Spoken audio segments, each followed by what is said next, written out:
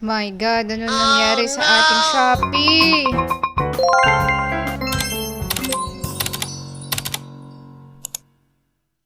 Ayun na nga mga momchies and popchies.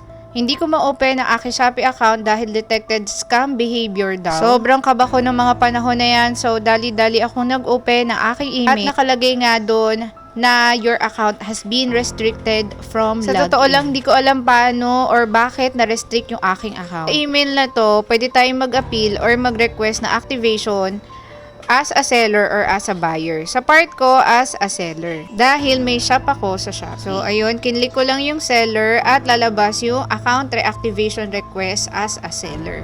Lagay mo lang lahat yung mga hinihingi na details. Syempre, dapat tama yung mga maibibigay mo para mabilis ma-activate ulit yung iyong account. Lalo na kung mali lang naman or namali si Shopee sa pag-restrict sa'yo. Kapag fill up na rin ako at nakapag-send na ng appeal. Tapos naisipan kong mag-open ng Shopee Seller Support. Nakita ko dito, hindi lang pala ako ang na-restrict. Marami pala kami. Mukhang may error na naman sa Shopee app kaya ganito ang nangyari. Sa mga oras na to, kampante na ako kahit wala pang reply doon sa aking email kasi ang dami talaga naming na-restrict dito sa page na to. Tapos naisipan ko i-check ulit na mag-login. Upon login ko,